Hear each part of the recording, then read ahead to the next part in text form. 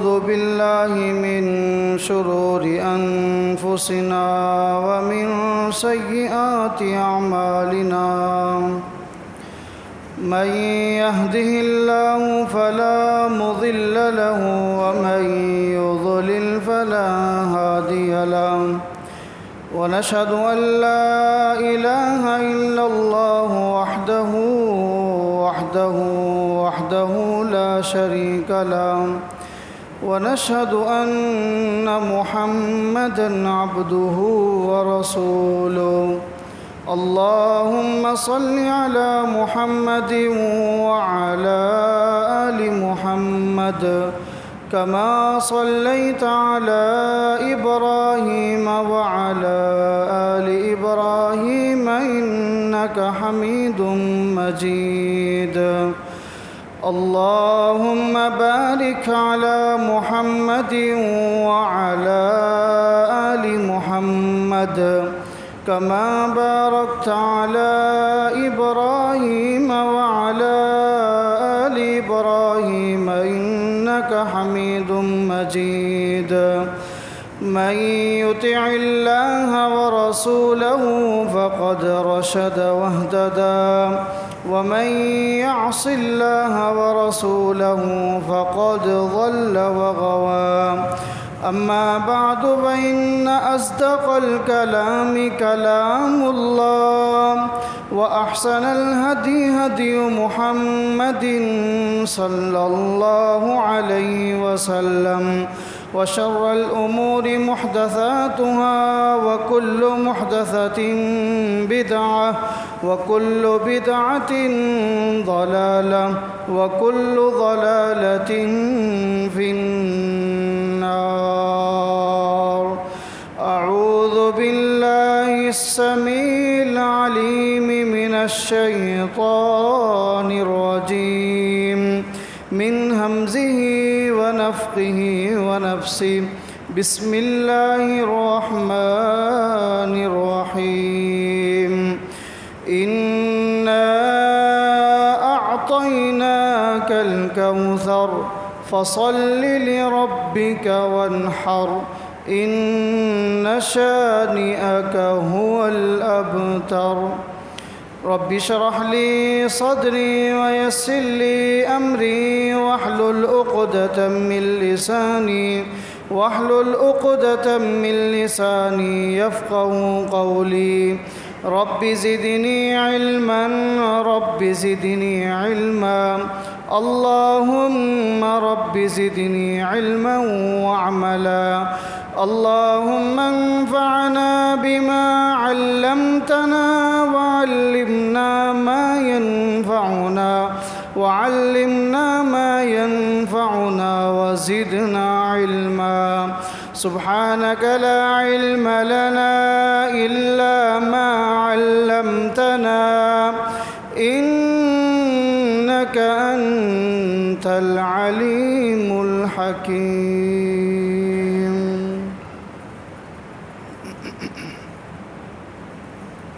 ہر قسم کی تعریفیں اللہ وحدہ لا شریک کے لیے لائق و زیبا ہیں، جو ہمارا خالق ہے، مالک ہے، رازق ہے، حاجت روا اور مشکل کشا ہے۔ کل کائنات کا وہ اکیلا اللہ ہی پالنہار ہے، اس کا کسی بھی معاملے میں نہ ہی کوئی شریک ہے اور نہ ہی کوئی ہمسر۔ درود و سلام ہو تمام انبیاء اور رسول پر، بالخصوص میرے نبی، آپ کے نبی، امام الاولین والآخرین، امام الرسل، خاتم النبیین، جناب محمد الرسول اللہ صلی اللہ علیہ وسلم کی ذات اقدس مطہرہ اور مبارکہ پر۔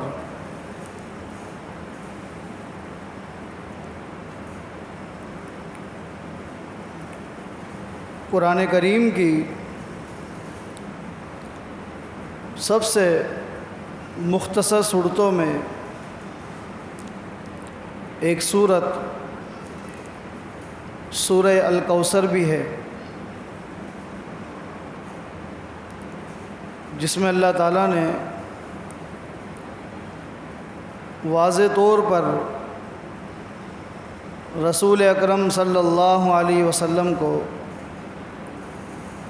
خوشخبریاں بھی سنائی ہیں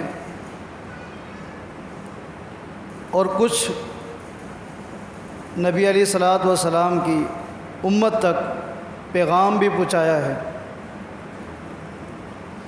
فرمایا کہ انا اعطیناک الکوثر،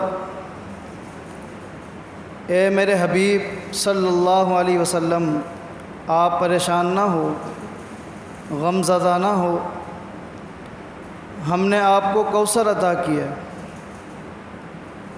فصلی لربک وانحر، بس آپ نماز بھی پڑھیے اور قربانی کیجیے۔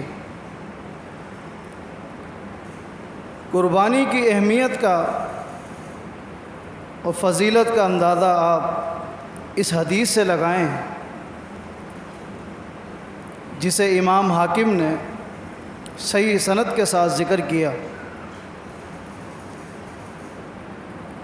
فرمایا کہ من وجد ساعۃ فلم یزح، جو شخص استطاعت رکھتا ہے کہ وہ قربانی کر سکے، قربانی کی طاقت رکھتا ہے، استطاعت ہے، قربانی کر سکتا ہے، اس کے باوجود بھی وہ شخص قربانی نہیں کرتا، تو نبی علیہ الصلوۃ والسلام فرماتے ہیں اسے چاہیے کہ وہ عید والے دن مسلمانوں کی عیدگاہ میں نہ آئے، اسے کوئی ضرورت نہیں ہے آنے کی۔ ایک حدیث میں ہے فلا یقربن مصلانا، جو شخص استطاعت کے باوجود قربانی نہیں کرتا اسے مسلمانوں کی عیدگاہ کے قریب سے بھی گزرنے کی ضرورت نہیں، وہ گھر میں بیٹھے۔ قربانی کی اہمیت اس حدیث سے بھی واضح ہوتی ہے۔ عبداللہ بن عمر رضی اللہ عنہما فرماتے ہیں اقام رسول اللہ صلی اللہ علیہ وسلم فی المدینۃ 10 سنین یضحی کل سنۃ، رسول اکرم صلی اللہ علیہ وسلم 10 سال مدینہ میں رہے، 10 سال، اور نبی علیہ الصلوۃ والسلام نے ہر سال قربانی کی، 10 سال قیام پذیر رہے اور آپ ہر سال قربانی کرتے تھے۔ اس حدیث میں جو قربانی کی فضیلت ہے اس کی تہ تک جانا ہے، اس لیے نبی علیہ الصلوۃ والسلام کے جو 10 سالہ مدنی زندگی میں آپ نے ایام گزارے ہیں، پہلے وہ سمجھیے کہ آپ کی اس 10 سالہ مدنی دور کے اندر مالی پوزیشن کیا تھی، معاشی پوزیشن کیا تھی، پہلے اس کو سمجھیے۔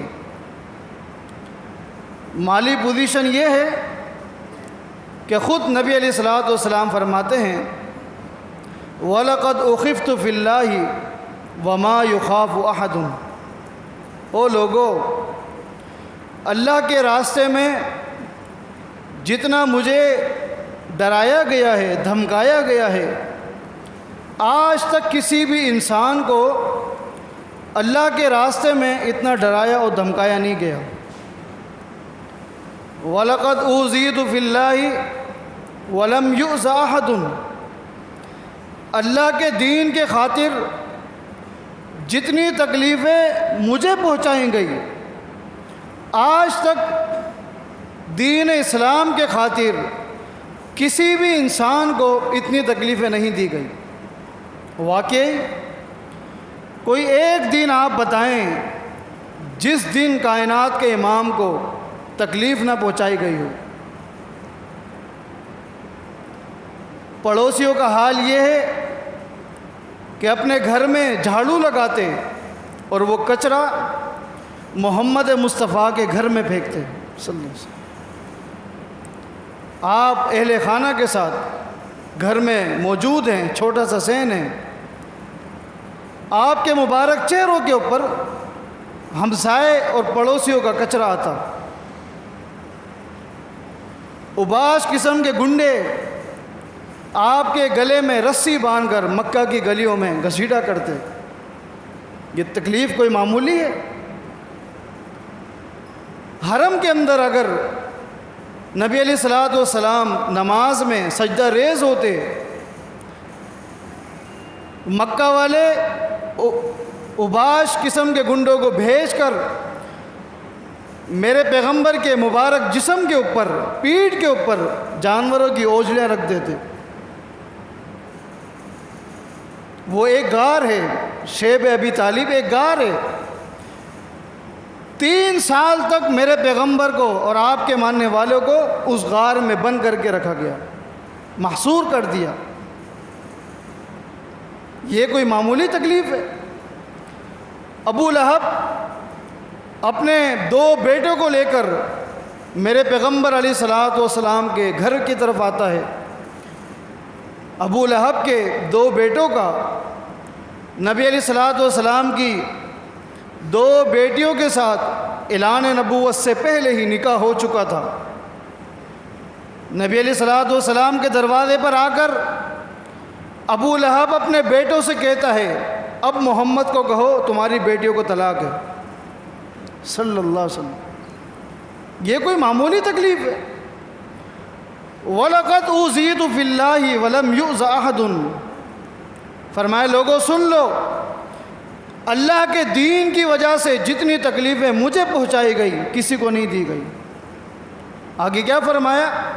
وَلَقَدْ أَتَتْ عَلَيَّ ثَلَاثُونَ، میرے اوپر، میرے گھر والوں کے اوپر 30 دن، ایک مہینہ ایسا گزرا ہے کہ میرے اور میرے گھر والوں کے پیٹ میں سوائے کھجوروں کے اور پانی کے کچھ نہیں گئے۔ ایک مہینہ۔ یہ آپ کی مالی پوزیشن ہے۔ صحیح بخاری کی حدیث ہے، سید عائشہ رضی اللہ عنہ فرماتی ہیں، ما شبع آل محمد صلی اللہ علیہ وسلم منذ قدم المدینۃ 10 سنین یضحی کل سنۃ۔ نبی علیہ الصلوۃ والسلام کے ساتھ میں مدینہ میں 10 سال رہی ہوں، 10 سال مدینہ میں میری رخصتی ہوئی۔ مدینہ میں نبی علیہ الصلوۃ والسلام کے ساتھ میں نے جو وقت گزارا ہے، مجھے یاد نہیں ہے کہ لگاتار ہم نے، ہمارے گھر والوں نے 3 دن تک لگاتار کھانا کھایا ہو۔ 3 دن تک لگاتار، ایک دن کھا لیتے، اگلے دن نہیں کھاتے، پھر اس کے اگلے دن کھا لیتے۔ 3 دن مستقل ہم نے کھانا کھایا ہو 10 سالوں کے اندر مجھے یاد نہیں۔ یہ آپ کی مالی پوزیشن ہے، آپ کی معاشی پوزیشن ہے۔ ان 10 سالوں کے اندر آخری دن، جس دن نبی علیہ الصلوۃ والسلام بیمار ہوئے اور دنیا سے چلے گئے، سیدنا عمر کہتے ہیں ایک دن تیمارداری کے لیے میں اللہ کے پیغمبر صلی اللہ علیہ وسلم کے گھر گیا۔ گھر جا کر بیٹھا، اچانک مجھے رونا آ گیا۔ نبی علیہ الصلوۃ والسلام نے دیکھا اور پوچھ لیا، ما یبکی کا، ما یبکی کا یا ابن الخطاب، اے عمر کیوں رو رہے ہو؟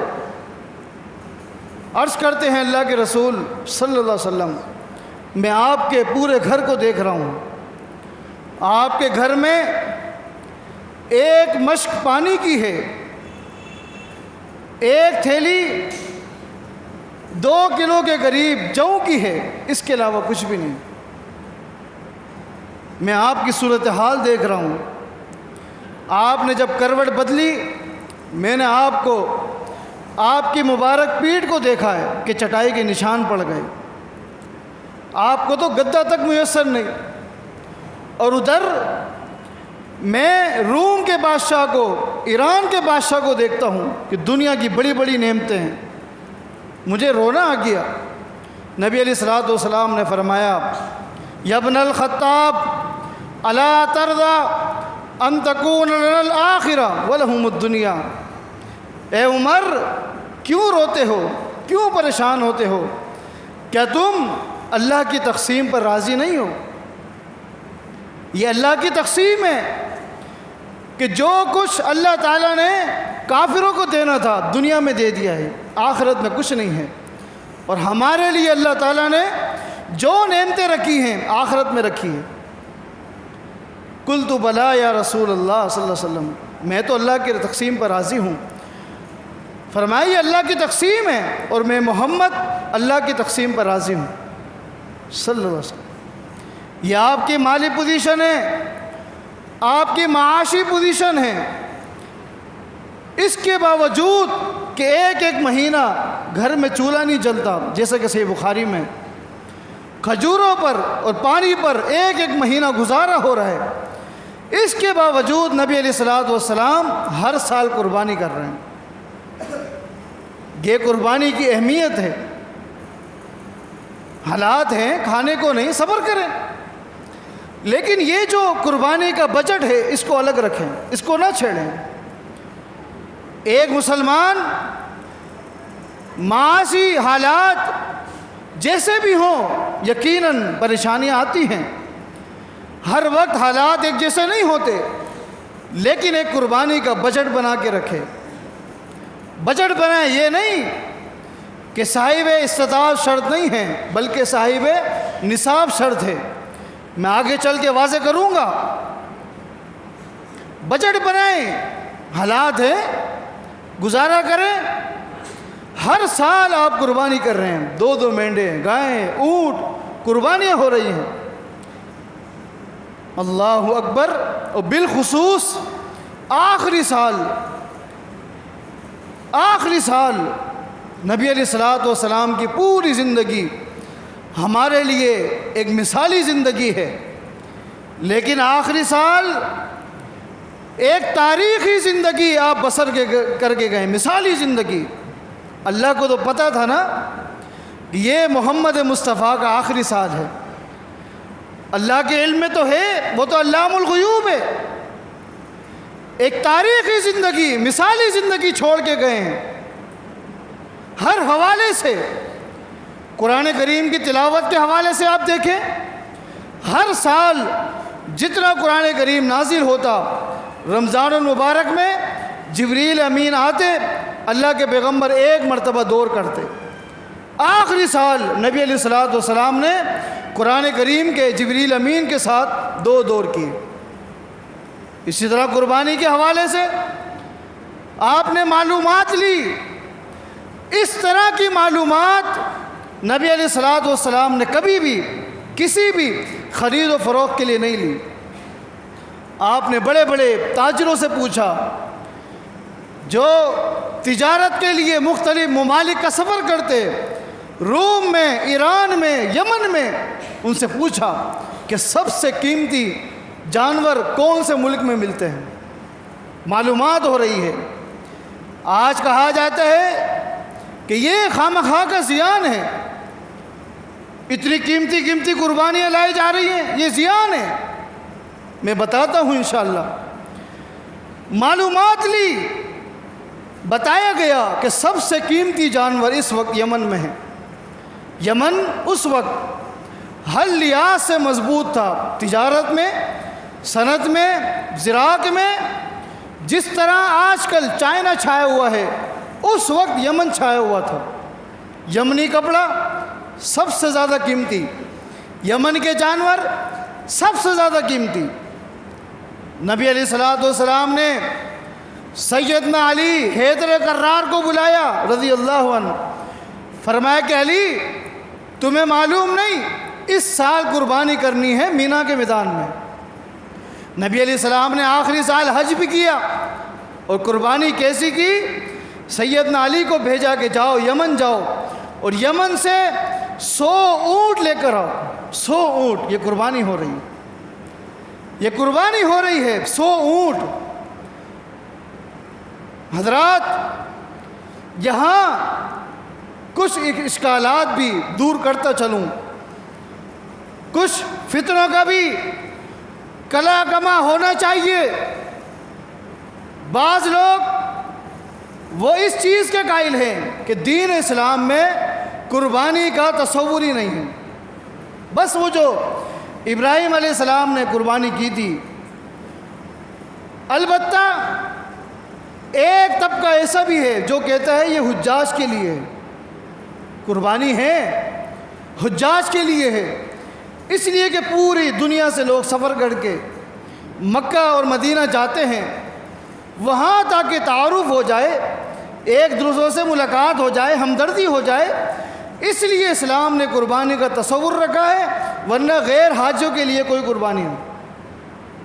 یہ بھی ایک فتنہ ہے۔ ایک فتنہ یہ بھی ہے کہ قربانی ہے غیر حاجیوں کے لیے ہے، سب کچھ ہے، لیکن ایک گھر کی طرف سے ایک قربانی کافی ہے، ایک حصہ کافی ہے۔ یہ زیادہ قربانی کرنا، 8-10 جانوروں کو لے کے آنا، یہ زیان ہے، یہ پیسوں کا زیان ہے، یہ فضول خرچی ہے، نعوذ باللہ۔ اس سے اچھا یہ ہے کہ آپ جانور، قربانی کے جانور میں اپنا ایک حصہ لے لیں اور باقی کسی غریب کو دان کر دیں۔ یہ بھی فتنہ ہے۔ قربانی نعوذ باللہ ان کی نظر میں یہ فضول خرچی ہے، پیسوں کا زیان ہے، پیسوں کا زیان ہے۔ حضرات اس نقطے کو ذہن نشین کر لیں اور پلے باندھ لیں کہ قربانی عبادت ہے، قربانی عبادت ہے، اور عبادت کا کوئی بدل نہیں ہوتا۔ کس طرح ایک شخص نماز نہیں پڑھتا، اس کے بدلے وہ غریبوں میں 1,00,000 روپے تقسیم کر دیتا ہے، اس کی نماز ہو جائے گی۔ ایک شخص بغیر کسی شرعی عذر کے روزہ نہیں رکھتا رمضان المبارک کے، نہ وہ بیمار ہے، کچھ نہیں، تندرست ہے، روزے نہیں رکھتا، اس کے بدلے غریبوں میں 2,00,000 روپے تقسیم کر دے، اس کے روزے ہو جائیں گے۔ ایک شخص حج کو نہیں جاتا، صاحب استطاعت ہے، حج فرض ہو چکا ہے، حج کو نہیں جاتا، اس کے بدلے غریبوں میں 3,00,000 4,00,000 5,00,000 خرچ کر دیتا ہے، اس کا حج ہو جائے گا۔ ہرگز نہیں۔ قربانی عبادت ہے، جب عبادت ہے اس قربانی کا بھی کوئی بدل نہیں ہے۔ یہ خواہ مخواہ کی باتیں ہیں کہ جی یہ پیسوں کا زیان ہے، اس سے اچھا کسی غریب کی بچی کے ہاتھ پیلے کر دیے جائیں، کسی غریب کے علاج میں لگا دیے جائیں، یہ خواہ مخواہ کا زیان ہے۔ حضرات یہ لوگ در حقیقت اسلام دشمن ہیں، یہ لوگ در حقیقت شاعر اللہ کے دشمن ہیں۔ ان کو آپ سے تکلیف نہیں ہے، یہ تکلیف دہ بات ان کے لیے یہ ہے کہ اسلام کے نام پر اتنے خون اور اتنے پیسے کیوں خرچ کیے جا رہے ہیں۔ ان کو کسی اور موڑ پہ، یعنی بسنتی کے موقع پہ، کسی اور تہوار پہ ان کو غریب یاد نہیں آتے۔ ان کو غریب یاد کب آتے ہیں؟ جب بندہ حج پہ جا رہا ہو، جب بندہ عمرے کے لیے جا رہا ہو، جب بندہ لاکھوں کی قربانی کر رہا ہو، ان کو غریب یاد آ جاتے ہیں۔ کیوں؟ یہ آپ کے دین کے دشمن ہیں، دین کے دشمن ہیں، ان سے بچیے، یہ فتنہ ہے۔ اس فتنے کا کلا کما میں نے اور آپ نے کرنا ہے۔ یہ فتویٰ کس ذات پہ لگایا جا رہا ہے کہ بس ایک حصہ لے لیا جائے، ایک قربانی اپنے گھر والوں کی طرف سے کر لی جائے، کافی ہے؟ یہ کس ذات پہ فتویٰ ہے؟ یہ فتویٰ اس ہستی پر ہے جس نے آخری سال 100 اونٹ نہر کیے۔ یہ فتویٰ لگا رہے ہیں کائنات کے امام پر۔ آپ کیا قیمتی قربانی کرتے ہوں گے؟ 1 لاکھ کی، 2 لاکھ کی، 5 لاکھ کی؟ آئیں قیمتی قربانی میں آپ کو بتاتا ہوں۔ مسند احمد کی حدیث ہے، امام بخاری بھی بتاریخ کے اندر اس حدیث کو لے کر آئے ہیں۔ قربانی کے دن قریب ہیں، امیر عمر رضی اللہ عنہ نبی علیہ الصلوۃ والسلام کے پاس آتے ہیں اور عرض کرتے ہیں، اللہ کے رسول صلی اللہ علیہ وسلم، میرے پاس ایک اونٹ ہے، بڑا قیمتی اونٹ ہے، نجیب ہے، نجیب عربی زبان اس نجیب کے لفظ کے ترجمہ کرنے سے قاصر ہے۔ کوئی اردو زبان میں کوئی ایک لفظ ایسا نہیں ہے جو اس نجیب لفظ کا ترجمہ کر سکے، اتنا قیمتی اونٹ ہے۔ میں نے ذہن بنا لیا تھا، کیا کہتے ہیں، میں نے ذہن بنا لیا تھا اس سال اسی اونٹ کی قربانی کروں گا، اتنا قیمتی اونٹ ہے۔ لیکن ہوا یہ ہے کہ رات ایک پارٹی آئی ہے، اس نے میرے اونٹ کے 300 دینار لگائے ہیں۔ 300 دینار، دینار سونے کا ہوتا ہے، اور یہ بات بھی آپ کو بتاؤں، 20 دینار کے 7.5 تولے بنتے ہیں جہاں سے زکوٰۃ شروع ہوتی ہے۔ لگائیں، آپ کی عقل دنگ رہ جائے گی، کروڑوں میں بات جاتی ہے، 300 دینار ملتے ہیں۔ اب میں نے سوچا ہے اس کو بیچ دوں، 300 دینار آ جائیں گے، اس کا کیا کروں گا؟ ابھی ہوا واشتری بثمنھا قطنا، 300 دینار آئیں گے، کچھ اونٹ خرید لوں گا، کچھ گائے بھی آ جائیں گی، بہت ساری بکریاں بھی آ جائیں گی، ان کی قربانی کر دوں گا، اس کو بیچ دوں۔ لیکن آپ سے مشورہ کرنے آیا ہوں، آپ اس حوالے سے مجھے کیا حکم دیتے ہیں؟ نبی علیہ الصلوۃ والسلام نے فرمایا کہ عمر، 300 دینار آ رہے ہیں، بڑا قیمتی اونٹ ہے، پھر خوبصورت بھی بڑا ہوگا، پیارا بھی لگتا ہوگا، محمد کا مشورہ یہ ہے، انہرھا ایھا، اس سال اسی اونٹ کی قربانی کرو، اسی اونٹ کو نہر کرو۔ اگر قربانی کرنا فضول خرچی ہوتی، قربانی کرنا پیسوں کا زیان ہوتا، تو محمد مصطفیٰ کبھی بھی عمر بن خطاب کو حکم نہ دیتے صلی اللہ علیہ وسلم۔ کیا کہتے؟ عمر جاؤ ایک بکری خرید لو، باقی غریبوں میں تقسیم کر دو۔ کیا مدینہ میں غریب نہیں تھے؟ مدینہ کے اطراف وادیوں میں غریب نہیں تھے؟ اور غریبوں کی بچیاں تھیں کہ نہیں؟ غریب بیمار تھے کہ نہیں؟ اللہ کے پیغمبر نے 300 دینار والے اونٹ کی قربانی کا حکم کیوں دیا؟ جاؤ فتویٰ لگاؤ عمر بن خطاب پر، فتویٰ لگاؤ محمد مصطفیٰ کی ذات پر۔ آپ کیا کہیں گے؟ یہ خواہ کی باتیں ہیں کہ پیسوں کا زیان نہیں، اللہ نے آپ کو جتنی استطاعت دی ہے، جتنی توفیق دی ہے، آپ قربانی کریں، خوب کریں۔ اور میں آپ کو ضمناً آخر میں یہ بات بتا دوں کہ قربانی دین اسلام میں، اور پہلی بات تو یہ ہے کہ کوئی بھی مالی عمل ایسا نہیں ہے جس میں غریب کا خیال نہ رکھا گیا ہو۔ کوئی بھی عمل، زکوٰۃ ہم دیتے ہیں، کس کے لیے دیتے ہیں؟ امیروں سے لے کر غرباء میں دی جاتی ہے۔ کوئی اور دین بتائیں جس دین میں یہ سسٹم بنایا ہو۔ قربانی ایک غریب آدمی گائے کے، بکری کے بچے سے لے کر اس کو بیچنے تک اس کی خدمت کرتا ہے، اس حوالے سے وہ اس کا دانہ پانی خرید کرتا ہے۔ کس سے؟ غریب آدمی سے۔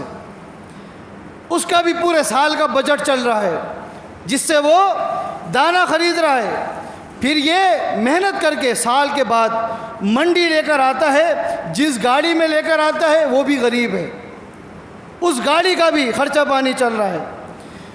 یہاں مویشی منڈی میں آ کر جو لوگ پانی بیچتے ہیں، جو لوگ اس کا دانہ بیچتے ہیں وہ بھی غریب ہیں، جو چارہ لوسن لے کے بیٹھے ہیں وہ بھی غریب ہے۔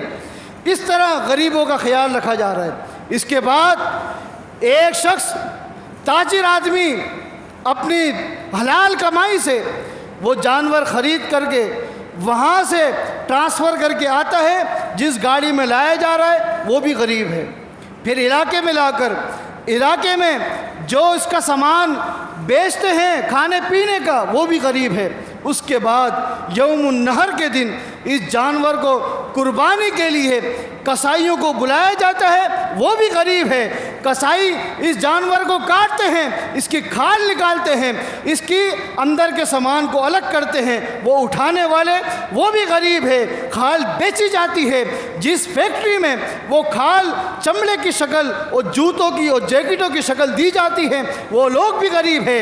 حضرات آپ یوں سمجھیں ایک قربانی میں اربوں روپے خرچ کیے جاتے ہیں اور آنے والے پورے سال کا غریبوں کا کام نکل آتا ہے۔ ہمارا دین اسلام ایک واحد مذہب ہے جس میں سب سے زیادہ غریبوں کا خیال کیا گیا ہے۔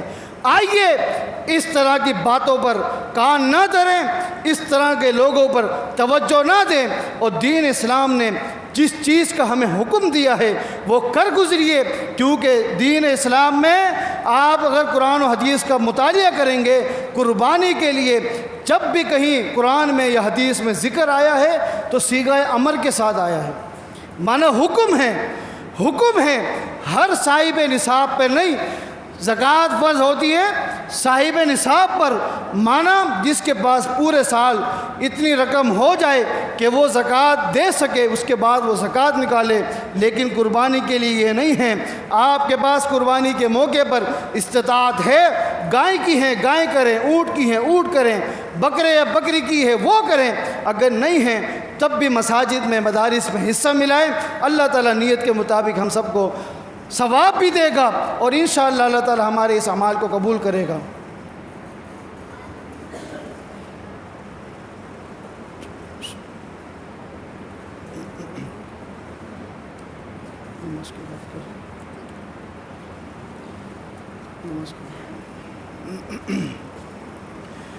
إن الحمد لله نحمده ونستعينه ونستغفره ونعوذ بالله من شرور أنفسنا وسيئات أعمالنا من يهده الله فلا مضل له ومن يضلله فلا هادي له ونشهد أن لا إله إلا الله وحده لا شريك له ونشهد أن محمدا عبده ورسوله اللهم صل على محمد وعلى آل محمد كما صليت على إبراهيم وعلى آل إبراهيم إنك حميد مجيد اللهم بارك على محمد وعلى آل محمد كما باركت على إبراهيم وعلى آل إبراهيم إنك حميد مجيد أما بعد فإن خير الحديث كتاب الله وخير الهدي هدي محمد صلى الله عليه وسلم وشر الأمور محدثاتها فإن كل محدثة بدعة وكل بدعة ضلالة وكل ضلالة في النار۔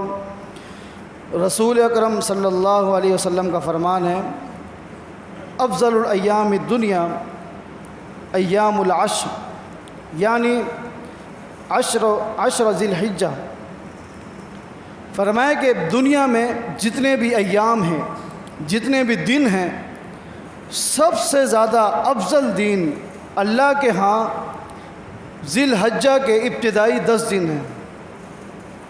سب سے زیادہ اللہ کے نزدیک یہ جو دن شروع ہونے والے ہیں 10 دن ذی الحجہ کے سب سے زیادہ افضل ہیں۔